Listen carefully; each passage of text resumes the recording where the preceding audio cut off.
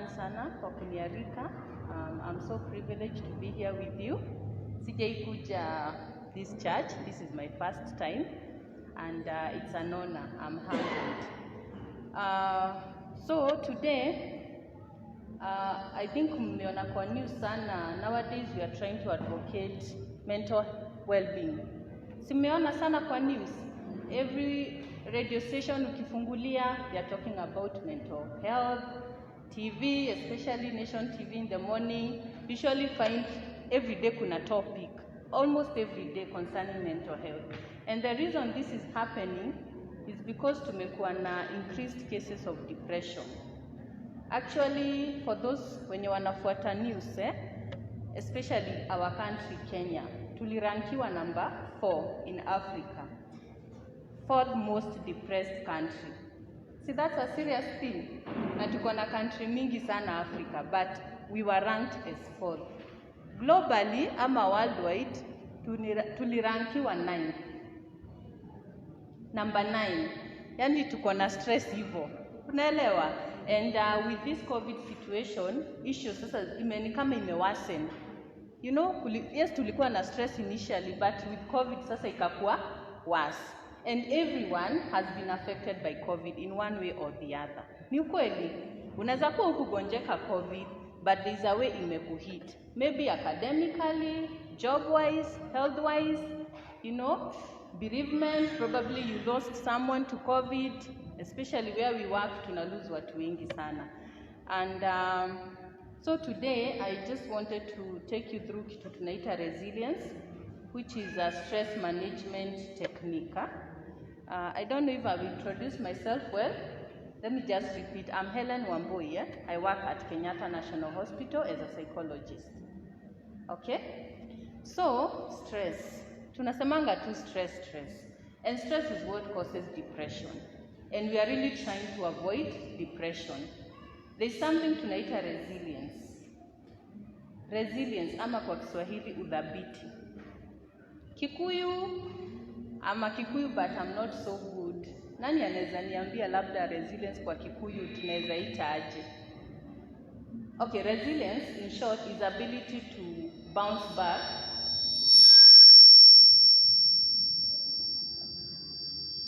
So resilience is the ability to bounce back after a hard moment or a difficult time, or rather ability to cope in tough situations. Ni sawa? In Kiswahili hiyo ni udhabiti, yani uwezo wa kucope na mashida hii dunia. And you know life is full of problems. Okay? Kikuyu, which word can fit that? Sorry? Kweomia. Yeah, I think that is the word. Kweomia. Yes, kweomia. So, when you are managing stress, tuko na so many ways of managing stress. But for me, the important technique is resilience. And resilience is not something you learn to. It's something you work on for pole. You find kuna watu, they are born naturally resilient. They are lucky people, you know, based on their personalities. Tuko na different personality types. That's a topic we can cover another day. But unapata kuna watu, and I'm sure you have seen them, mashida zinawachapa, but bado wanaendelea, haziwaleti chini yani. Lakini kuna wale, kashida tu kamoja, maybe it's even a mild headache. Iyo imemsumbua kabisa, na feel sasa Mungu hata amemwacha. Si ndio kweli? Praise God. Yeah, so there are people who are born resilient, some are not born resilient. But we can learn that art of resilience. Okay? Praise God. Tunaweza learn that art of resilience. Ni sawa? Okay. Other ways of managing stress, just briefly to touch on them. Number 1 is talking to someone. And that is what we are really encouraging people to do right now. Talk to someone about your problems, especially men. Suicide cases zimekuwa on the rise sana. During this year, there was a sample that was done that tulipata there were like 483 cases within 3 months of people who had committed suicide in Kenya. See, that's a very high number. 3 months, 483. And sana you find these people wanafika to that extreme is because they never had someone to walk the journey with. So talking to someone is very important, okay? The other techniques you can do, for example, be kind to yourself. Usitake kusolve every problem. Kuna mashida zingine pia you can't solve. Unafaa ujiambie hizi, what I can handle, let me handle. What I can't, now I'm going to learn to cope with it. Okay? Another way kuna techniques with practice, like breathing. Nasikianga tu kuna hizi deep breathing exercises. Yeah, when you come for therapy, we show you how to go about it. There's muscle relaxation, exercise. I don't know how many of you exercise here. Exercise is a very good way of managing stress. Very good. And in fact, the most preferable one inakuanga to take a walk. Do you ever take a walk peke yako? Just a walk. Hiyo tu kupitia especially nature. You know, inaitwa ecotherapy. Like a green place or kuna birds, just take a good walk. Another way of managing stress pia ni kulala. Get enough sleep. I know we really hustle a lot. Pesa haitoshi. We want to work day and night. But trust you me, already your workload, it's a stressor to you. Na mashida zikikuja na zipate already you are deprived of sleep, they will even affect you more. Okay, so sleep is enough. And an adult is supposed to sleep from 6 to 8 hours. I don't know if you get 6 to 8 hours sleep every day. It's very important. Misawa. And then another way of managing stress is resilience, which I'm talking about today. So tumeona kuna watu wanakuanga resilient na wengine wako resilient. Uwezo wa bounce back, Shida ikikuja haikupeleki chini ati to an extent you're even committing suicide. And there's a way you can work on this skill. But first I'll touch on people characteristics za watu wenye hawako resilient. Because najua mnashangaa Hellen anaongea kuhusu resilience. How do I know I'm not resilient? Or how do I know I'm resilient? So to know you're not resilient, number one, character moja ni pessimism, ama what we call a negative outlook of life. I don't know if you've interacted with people who are very negative. They always see the worst in every scenario. Who has ever interacted with such kind of a person? By show of hands, yeah. Like unapata, maybe unaenda kumwambia good news. But they'll always twist it, it's bad news. You know, they always see the worst in everything. Or you tell them, by then you make your job pahali, and I'm going to interview. They tell you, where you're in scam. They're not even encouraging you like, yeah, that is good news, go. So when someone is not resilient, that is one characteristic. They're always pessimistic. They view life in a very negative way. Shida ikikuja, they are the people who will have this negative self-talk. And they believe they won't be able to solve it. You try to encourage them that, hii siwezi, mimi, nime give up na maisha. That shows that person is not resilient. The resilience level in them is very low. Another one is someone who has trouble sleeping. If you are that person who struggles with something we call insomnia, you should think of working on your resilience. Resilient people sleep well, you know? Amidst the troubles wanapitia, they are able to have a good night's sleep. But if you have trouble sleeping at night, probably you'll ingia bed at 9, but usingizi inakuja 2, or even you stay awake the whole night, it shows that you are not a resilient person. And that's something you should work on. Ni sawa? Yeah, because you should be able to sleep. Mashida hazishandi. But ikifika usiku, you should be able to put things in compartments. Na ujiambie, now this is my sleep time. And we also, in our profession, we help people know how to sleep by something we call sleep hygiene. And the best way to learn how to sleep is having a routine. Si kulala tu kujisikia. Always have a routine. A sleep and wake time. But that's a story for another day. So if you are unable to sleep, that is a problem and you need help. Alright? Another one is these are people who are prone to depression. They are easily depressed. They are always stressed. And these are the people who end up into depression. And as we all know, depression is a condition. It's a sickness. Sawa, depression is a sickness. And it's a very serious sickness. Because most people who commit suicide are usually diagnosed with depression. We treat it with medication and a lot of therapy. So when someone is prone to depression, inaonekana huyu mtu resilience level yake iko chini sana. So if you are easily depressed, kakitu kadogo happen and you're stressed, know your resilience level is very low. Another one is irritability, stroke moodiness. Do you see these people who are always cranky, grumpy? They are always irritable. And nowadays, I don't know if it's me, but nimenotizati kwa barabara we have so many people like that. Even kwa magari, you just find everyone is angry for some reason. Have you noticed that? People are just rude. They're just so irritable. Yani, I've even learned to take care of myself in a way like, even when I'm walking, I'm mindful of who I'm talking to. Because kuna mtu anauliza utamuongelesha saa ngapi. Si ni kweli? And that irritability, as you can see, it has led to so many homicide cases. People are killing each other left, right, center. Why? Because they are frustrated, they are overwhelmed by issues, they are not seeking help. So the moment maybe their spouse does something, the solution is kumuua. So if you see someone so irritable, just know they are not resilient. Because even Mungu anataka peace. A peaceful person, there's a way they react to even anger. There's a way they manifest their anger. There's a way they react to issue. So if you are the irritable type of a person, know your resilience level is low. Another one is risky behaviors. These people who engage in very risky behaviors. Speed driving, alcoholism, drug abuse. No resilient person resorts into those kind of behaviors. Because according to our profession, tunaitanga maladaptive behaviors, or rather unhealthy coping ways. Because sana unapata mtu drive recklessly.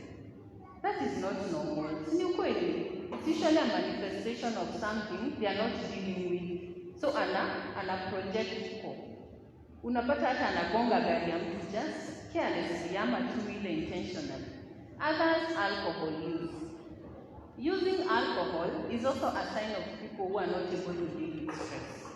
Because they feel alcohol, at the end of the day, is how mashida. But in reality, when you wake up, the problem will still be there waiting for you to solve them. Sindio? Praise God. Yeah, so ukipata mtu because now alcohol, wanaanzanga tu pole pole until it becomes a disorder. It's called alcohol use disorder. You can't solve. Now you need help. Serious intervention. So when you see someone engaging in risky behaviors, even ngono, there are people who have so many sexual partners. Pia hiyo is a sign of someone who is not resilient. Okay? Another thing is being isolated. Isolation. And that is the worst thing when it comes to depression.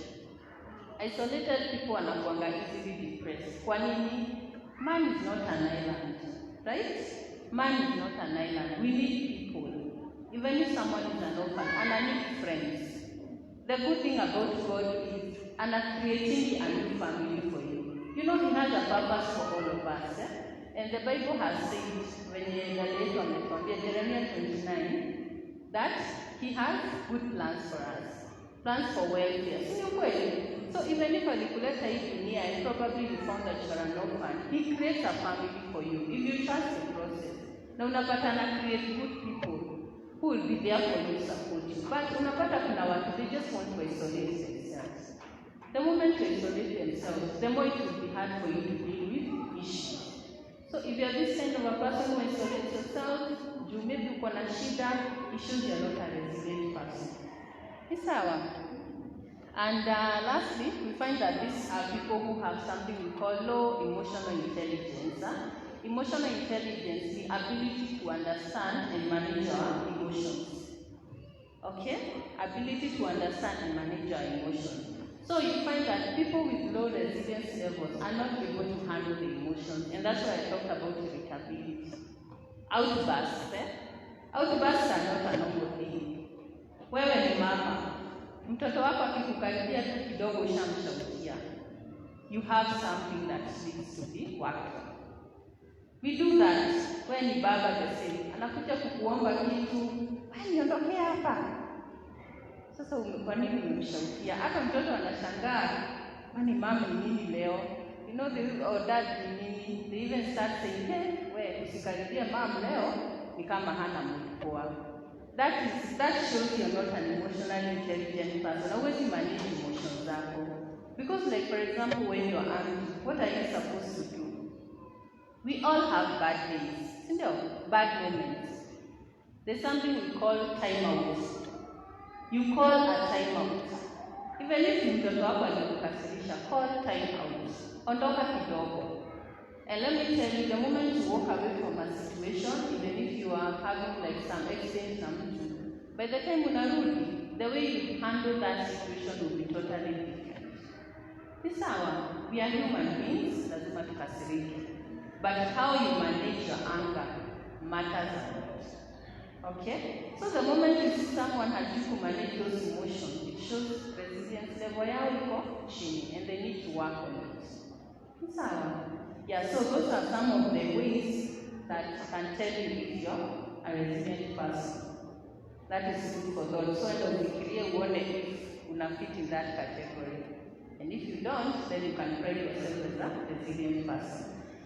But tukisema kuna watu wanazaliwa resilient, wengine not. So how do we build resilience? I'll still revisit my main important points. In fact, ikikuja ni kutreat these mental disorders we have, including depression, kama tunajua tuna encourage the social network. So the first way of becoming resilient is developing a social network. Okay? Social network. We are social beings. We cannot be alone. Why will developing a social network help us in resilience building? Kwa sababu, ukiwa na shida and you can share this problem with someone, do you know it reduces the power it has over you? Praise God.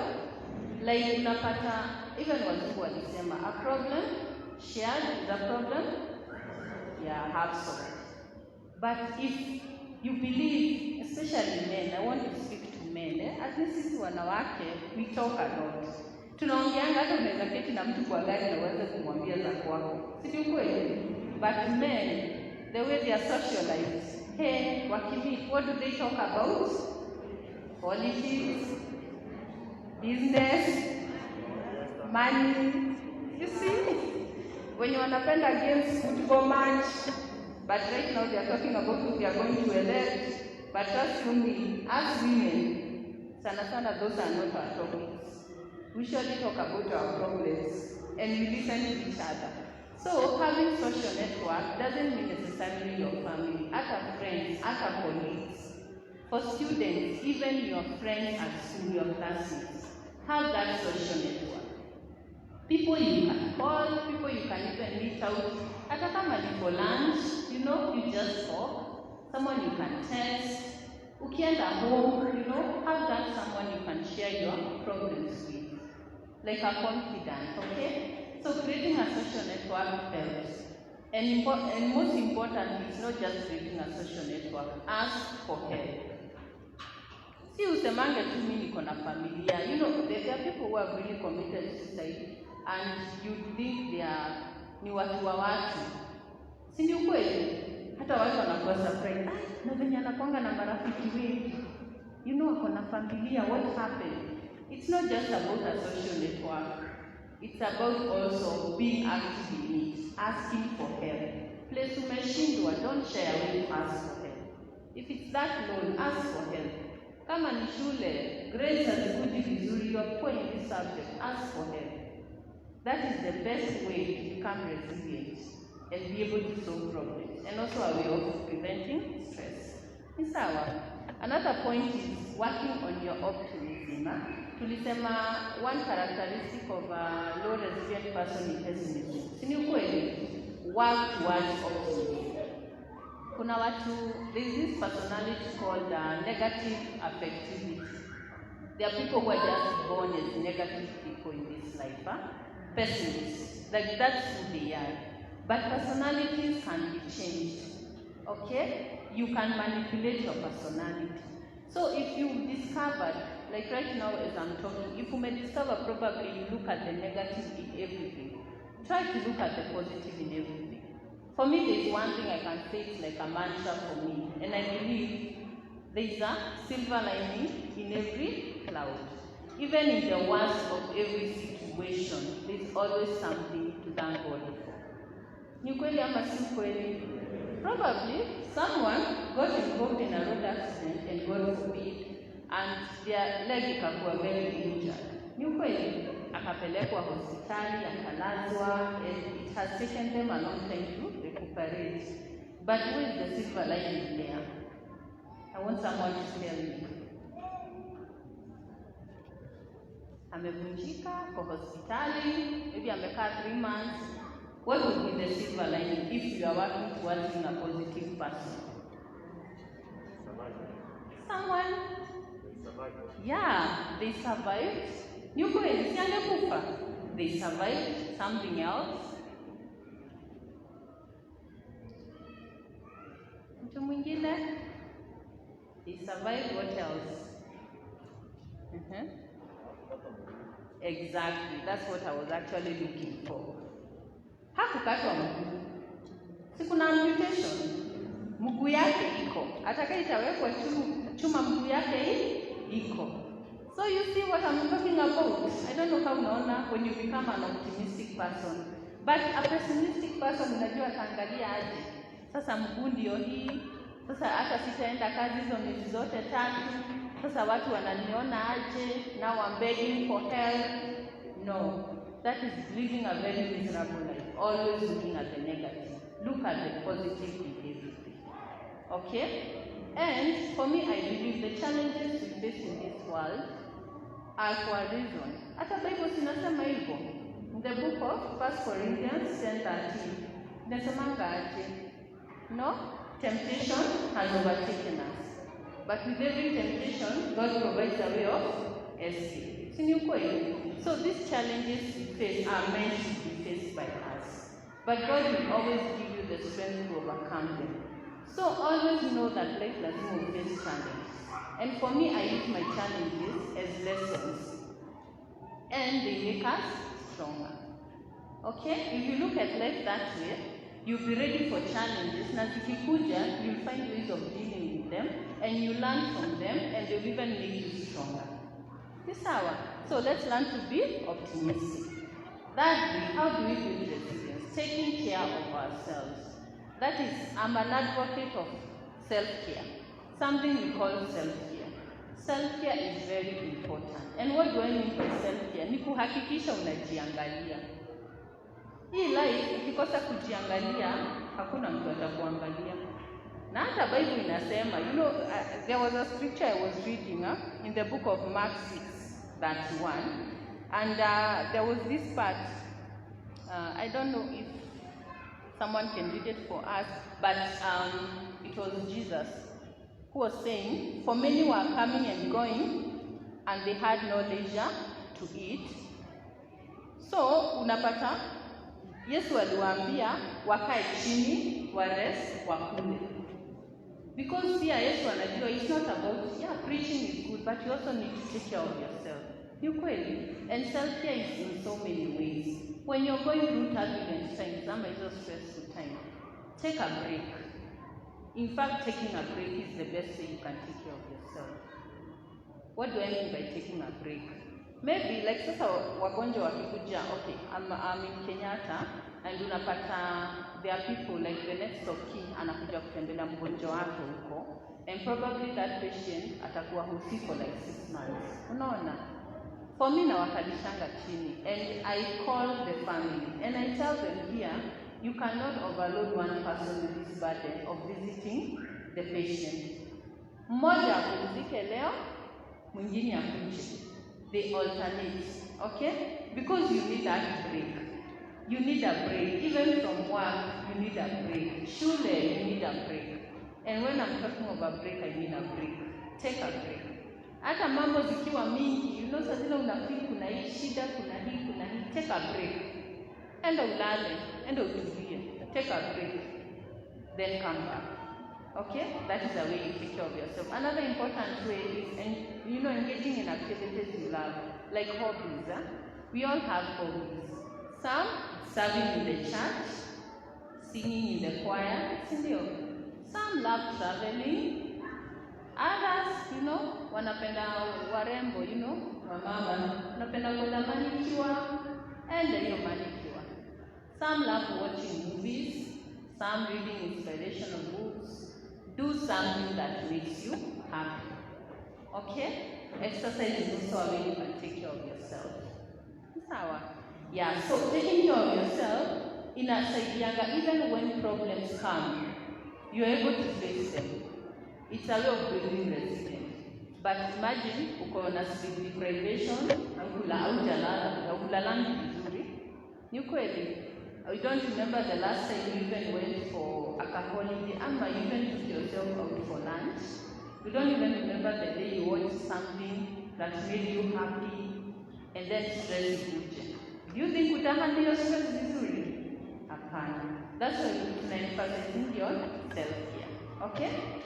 So, that is a very good way of building resilience. Another one is problem-solving skill. Working on your problem-solving skills. Problem solving. Hivyo tu yuko problem solving. Kusolve mashida. Na tumesema hii dunia mashida ziko. COVID-19 pia ni shida. And people lost jobs. Sindio? Some lost their loved ones. Others just faced, a slash in their salary, financial constraints. Watoi wa shule. Parents thought watoto wako affected. Trust me, they got affected as equally as you did. Imagine having a good academic system, and then all of a sudden you are told, hakuna masomo. Do you think it was easy for them? No, it wasn't. And how did they cope? What did I say? Risky behaviors. Most of them got pregnant. We had high mortality rates, high teenage mortality rates. Mingi sana towards the beginning of the year. For men, for these young boys, most of them indulged in drugs. It wasn't easy. And as I said, now those are not good ways of coping. It shows that we are not resilient enough. So everyone was affected. But what do we do when we have a problem? We look for solutions. The way we look for solutions began. The first one is analyzing your problem. Na inaweza kuwa ni mingi, inaweza kuwa si moja ni mingi. Maybe you are behind on rent, you have 3 months rent arrears. Ndio, mtoto wako amefukuzwa shule. Probably you're dealing with health issues. Pia kuna magonjwa. Magonjwa is also a stressor.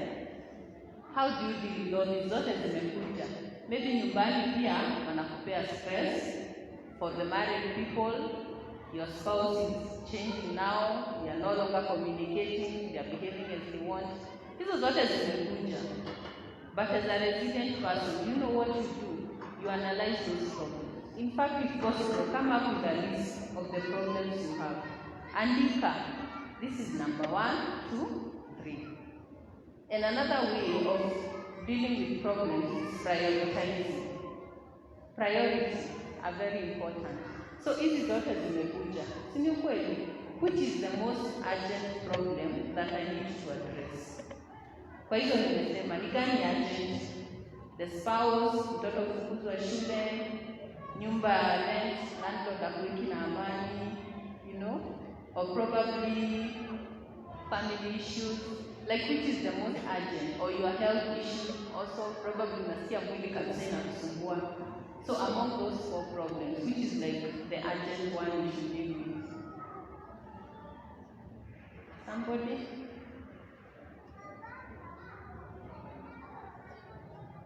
I love an interactive audience, so yeah, that's how I make sure people don't sleep.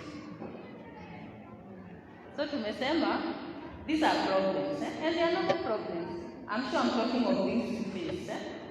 Uko mgonjwa, terminal illness, probably, like, you feel like you're always having migraines, kichwa yaki kuuma.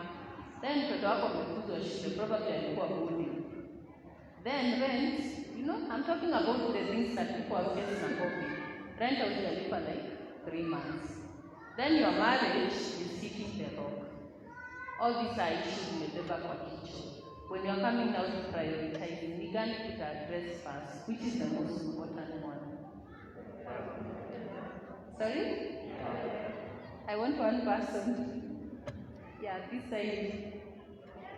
Your health, exactly. And how do you address it? End up for checkup. Si ukweli? That is the priority. Landlord mwambie wewe ngoja. My body is not okay. End up for health checkup. In fact, when I was talking of self-care, I missed something. Unaona, regular checkups is a way of taking care of yourself. And as we age, the more we are predisposed to lifestyle diseases. Ni ukweli? Enda hizo cancer screening kwenye unasikia ziko. Enda uangaliwe BP kwa aje, sugar levels, okay? So address that health problem first. Then tukimalizana na hiyo tutakutia gani? Rent. Yeah. Jwenyewe ukifungiwa nyumba utalala wapi? And that is where the social network comes in. Do you have a good network? Is there someone who can lend you that soft loan you appreciate? Unaelewa? And don't shy away to ask for help. In fact, hata mwenye unaomba help, kuna siku hata yeye anahitajingi usaidizi. So, tukungangane tulipe rent. What else? What next can we deal with? School fees, mtoto pia si atakuwa depressed akikaa kwa nyumba sana. But also communicate to your kids. Make them understand what is happening. Okay? And tell them, I have this problem, I need to deal with this and that. So, after school fees are moving. Then lastly, tutashughulika na marriage. Sindio? Not that it's not important, but you see the benefit of prioritizing. But now, ndio watu wapate depression. Do you know what they want to do? To take control of everything. And here, like for marriage, inaweza fika pahali, maybe it's beyond you. You also need help. That's why we have marriage therapy, marriage counselors. Okay? Because unaweza ona hai, I will solve and you might need help. This is our one. Praise God. Prioritizing problems. That is a way of working on your resilience. When I was growing up, I used to admire these people. Unapata anakuambia, unamwambia shida. Anakuambia, hiyo wacha kwanza ikae. And you are like, kwani mtu aoni shida? Those people, they rarely get stress. Anaona, sio. Nani, haja, okay, like, sasa unapata, ile kitu urgent, ndio maybe anasema ya wacha tushughulikie. Lakini ukimwambia petty thing, like sema there was someone they were waiting for, akuje, na maybe hajafika, ambia, hiyo kwanza wacha tuachane nayo tutashughulikia baadaye. And you feel these people are careless, some are irresponsible. Sindio? But let me tell you, those people are able to prioritize things, are able to deal with problems very well. Nisawa. Another thing of being resilient is setting goals. It's very good to set goals. Very, very good. We set goals, we have plans, God directs our footsteps. But in this life, you can't live without goals. And we don't talk of just goals. We talk of something we call solid goals. SMART goals. Did you come share your SMART goals? It's an acronym. SMART. Nani ashaisikia SMART goals? Yeah. Specific. Hiyo ingine ni measurable, attainable, achievable, realistic. I put an emphasis there. Realistic goals. And finally, time bound. Let's learn to set goals. Why do people fall into depression? Setting tunaitangwa grandiose goals. Yani goals tunaona kabisa huwezi achieve. Like today you just say, next year I'll be a billionaire. Is that a realistic goal? Not unless you're working on it. Maybe you may land a very good deal, and maybe right now you're a millionaire. So there's a possibility next year you'll be a billionaire. But imagine right now you don't even have a job. But you're sure your goal, list goal of goals. Because we ask people what your goals are. Next year I'm going to be a billionaire. Na kikosa kuwa billionaire hiyo next year, ama hata hiyo next year hajapata kazi. Hiyo si ni depression. Yeah. So you should set realistic goals. If you don't have a job, what should be your primary goal? Kupata kazi. Ni kweli. For students, maybe sasa ndio umemaliza form 4, you want to be a doctor, you want to be a lawyer, which is very good, and what are you doing towards those goals? First, go to college. You kweli, and before you even go to college, make sure you pass your exams. So your primary goal hapa inafaa kuwa to pass my KCSE. Ni kweli? Yeah, but you don't just set, what I'm trying to say, set realistic goals and attainable goals. Being a billionaire is okay, but probably, as I said, in the next 5 years or 10 years, based on where you are. So, yeah, praise God. Yeah, so let's learn to set goals. Resilient people don't just live like that. They work towards a goal. In fact, that gives life meaning.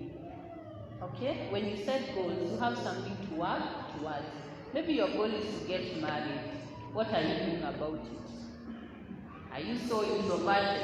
You know, you come to church, you don't even talk to anyone, and your goal is to get married before December. Is that going to happen? No. See, God hata yeye anataka mtu ako na effort, and even as you pray, you tell him, guide you, but you don't just talk at church kwa nyumba unajifungia. That is not a realistic goal. And by December, as I took October, are you sure that would happen? If I'm talking of next year, that would make sense. Now, what I'm saying, let's learn to set realistic life goals, and time limit, it makes sense. Another way is avoiding negative coping mechanisms, what you call negative outlets. That is a way of working with resilience. What am I trying to say? If right now umepata shida, don't look for the easiest possible way out, which is usually negative. Like as I was saying, alcoholism, risky sexual behaviors. Like try to look for better coping ways. Like shida ikikuja, try to face it head on. That's what I'm trying to say. Usijaribu kutafuta the easiest way out by looking for the negative outlets. By projecting to people, like I say, people are just so irritable. You know, unatafuta tu mtu, mtangangana na yeye, mjibizane. That is a negative outlet. That is a negative way of manifesting your problem. So avoiding negative ways of dealing with issues works towards your resilience, your ability to cope. Because these negative issues, these negative coping ways, what they do, they worsen the situation. Hata ukikunywa pombe na ukulipa rent, sio rentaria sasa ni kuongezeka itaongezeka. Yeah, if your marriage is not stable, instead of seeking help, you decide now, sasa ni kuumizana. You know, that's what people are doing, infidelity. And God also does not condone infidelity. At sasa ni kuumiza mwenzako. What will happen? Mambo mingi sana. You might even find you end up getting STIs, you know, your divorce, your children are also there, being affected. So avoid negative outlets. Then lastly, believe in your ability. Believe in yourself. Something we call self-confidence. Work on your self-confidence. I can do all things through Christ who strengthens me. In fact, there's something we call positive self-talk. And we empower people with positive self-talk, whereby you focus on the positive, you tell yourself good things. Unaelewa? When you look yourself in the mirror, unajiambianga nini? I'm strong. You know, I'm beautiful. This is my day. I can make it. I'm going to get that job. I'm going to get that offer. I'm going to start that business. And you know, confession is possession. So if you confess negative things, that is what you possess. If you start believing, I will not make it. I can't do this. Imagine that's what will happen. But if you believe and you confess and you believe in your ability, it's going to come true. So believe in your ability. Believe in your ability to become a resilient person. And work towards it. It's not, tumesema kuna watu they are natural, na kuna watu they have to work towards it. So work for the towards being resilient. And most importantly, believe in your ability. Sawa. Yeah, and also when you come to managing stress, kuna kitu tunaitanga mindfulness. Practicing mindfulness. This is where you try to understand what you're feeling. Some people don't even take time to themselves. It's very important. Like, kuna katileza feel uko overwhelmed, sindio? There's a lot in your head. You don't even understand what you're feeling. Go sit in a quiet place alone and do something we call like a personal inventory, like self-reflection. Understand what I'm feeling. Julie said, by the way, what am I feeling? Because sometimes you even confuse whether you are angry, whether you are sad, whether you are frustrated. Try to understand your emotions. Okay? And then after that, you'll be able to know what emotion you're dealing with and how to deal with the issue that caused that emotion. So, that's all I had for you today on resilience. And not unless there is a question, maybe the chair will guide us on how I can take some of the questions you have. But that is all I had on resilience. A very important skill in handling what? In handling what? Stress. Yeah, and stress is with us, and stress will never go away. But there is a way we can be able to handle it. Is to be like in depressive states. And lastly, something I can say, stress is very bad. As we said, it's the most common, depression is the most common mental disorder, which is caused by stress, okay? And you find that to diagnose depression, it comes with other features. There are people who even go crazy, for lack of a better word, because of depression. Okay? Unapata depression with psychosis. Some also get anxiety. Unapata depression and now their life is just full of anxiety. They have anxiety disorder. So stress is a very, very serious thing that we should try to manage at all times. Isifike to depression. Praise God. Okay. Thanks a lot for listening to me.